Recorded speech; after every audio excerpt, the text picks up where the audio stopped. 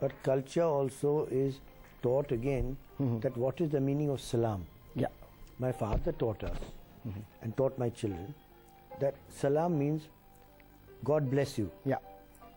If you don't reply back, it means you are not accepting the God blessing. Exactly. So this is very important. This is the basic principles of culture. Exactly. So this is what which has to be put across to the children. You see. Yeah. And then somebody said, if he doesn't say salam to me, I'm not going to salam.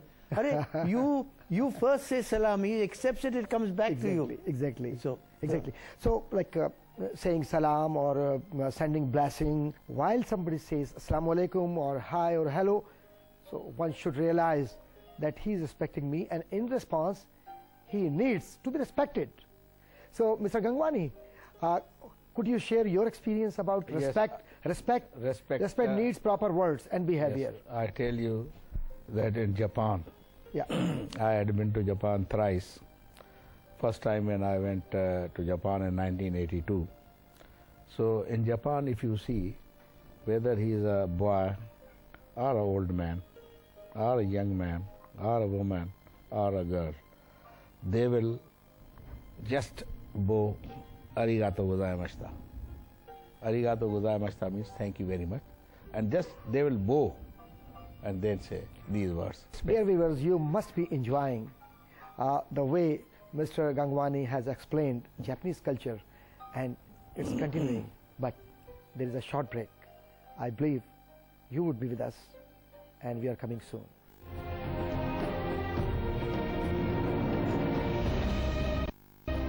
Welcome back in our program Islam in the Contemporary World, and we are talking about intercultural communication, and Mr. Gungwani is sharing his experience about Japanese culture and international culture. Please go ahead.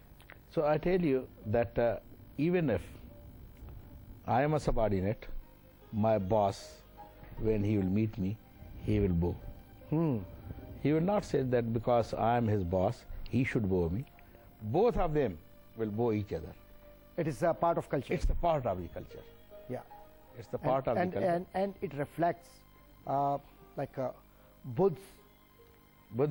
Teaching. Yes. So religion is there. Yes. And it teaches how to respect others. Yes.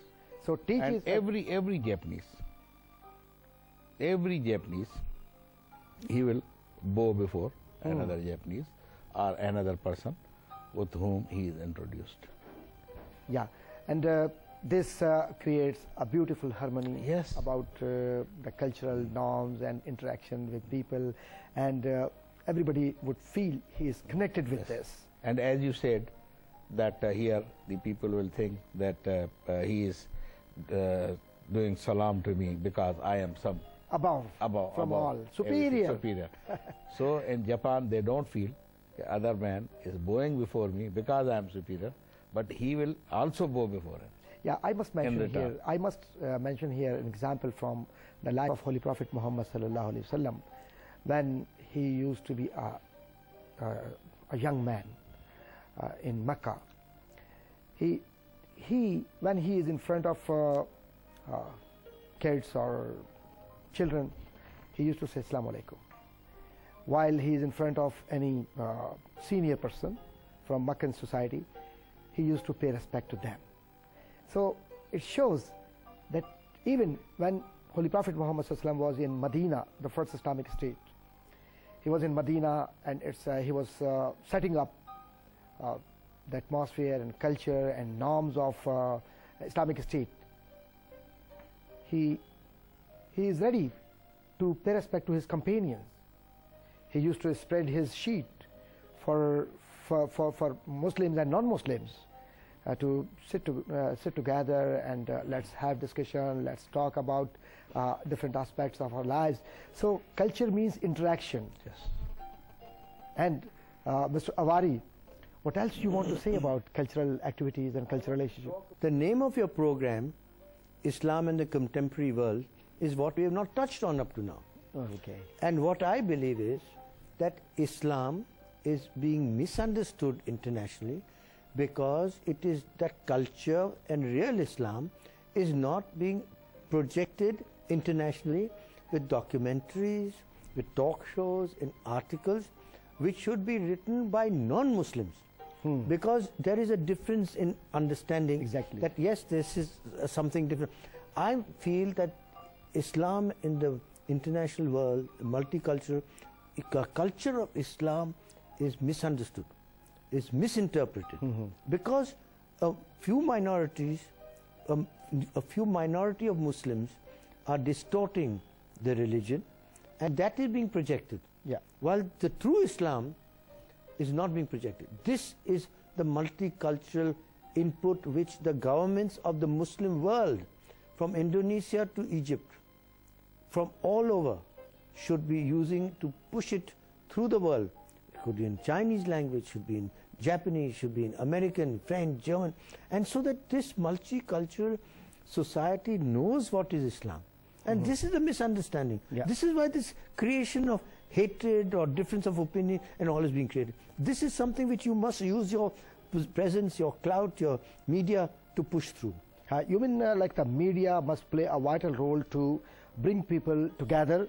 No, and media should use a role to get the governments to get this projected internationally. The Pakistan government should project this in India, in Sri Lanka, in Bangladesh, in Indonesia, in Philippines, in Singapore. Everywhere in the world. And the governments of Middle East should do it all over Africa, into the Central Asian states. The Muslim communities of Europe should do it throughout Europe. The Muslim community of America should do it throughout America and South America, so that this is put through to them at what is real Islam. Because this is the misunderstanding. Yeah. Because when we go with our Pakistan passport, we are made stand on the side. Why? Because it's a misunderstanding of Pakistan. Yeah. That's what I'm trying to This is explain. unfortunate. And But we can set it right. You can set it right by in your programs, in conveying to the government, do it, push it. yeah, you mean I think it is, Mr. Avari, this is not only your voice, this is voice of humanity. Yes. And Islam doesn't allow war of aggression against any nation. It is a message of peace.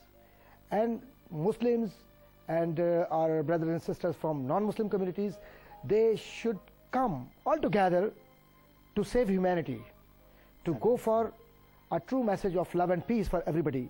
So say if you are from one culture and Mr. Gungwani is from another culture, I am from another culture or from religion. So it doesn't mean that these cultures or religions teach us to be to go for sort of some wrongdoings or wrong deeds. Absolutely. We have to go, because the purpose of creation is not to keep ourselves aloof or away from humanity. We should come back to humanity and say peacefully that we are here on this planet to promote peace and to respect to everybody. And this, being a Muslim, I must say that Islam is a peaceful religion and it promotes peace in the world, and the Muslims must receive knowledge, as Holy Prophet Muhammad ﷺ has said, Talabul ilma faridatun ala kulli muslim wa muslima. Receiving of education is a compulsory subject for either she is a female or he is a man. So for that we have to go. So education would bring a change in the community. And Mr. Gungwani, how would you share in our discussion? I'll say that if you remember the Qaid-e-Azam after the partition of India and Pakistan, in his speech he said that from today onwards you are all Pakistanis, and every person of different ideology and different religion is allowed freely to practice the religion in his own way. These were the thinking of the Qaid-e-Azam. And I believe that our brothers and sisters from different cultures in Pakistan, they are living with Muslims, and we have a beautiful interaction and relationship. Holy Prophet ﷺ, he said, he advised people, if you are seeker to get knowledge, even if you receive it from China, you so go you to should, China. you must go there Must and go. receive knowledge. So this this reflects teaching and orientation of Islam for humanity. And so you see, the education is the prime thing, and as you said, the cultural values. Cultural values, as I said in the very beginning, that in every society you have different nationalities, different religions, but the same culture. Same culture, and I wish I could have more time, but we are running by shortage of time. And before winding up our program, I must be thankful to Mr. Avari. Your presence has made a great difference, and this was really a true honor to us that we had shared with you, and your clear message has gone to our viewers and different cultures to come closer. And Mr. Gungwani, I'm thankful to you that your time has given us a new approach, and your presence is really appreciated by us. Thank you very much. Thank you. Both of you. Thank you. My dear viewers, you must be thinking about intercultural communication.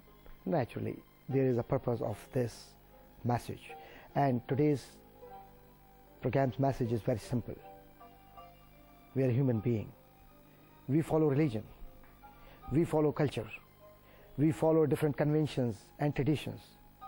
But these are identifications of our cultures. Allah subhanahu wa ta'ala clearly said that these are the identifications of our cultural norms. So what should we do? We must respect humanity. We must be a part of peaceful settlement and peaceful relationship.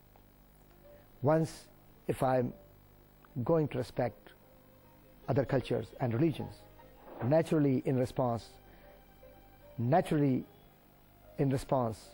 we will get a positive response, a positive relationship.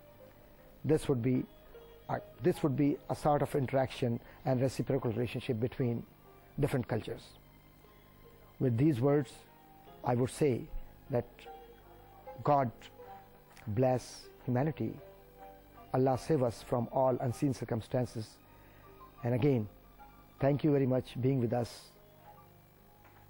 Now, this is time to say Allah Hafiz, goodbye.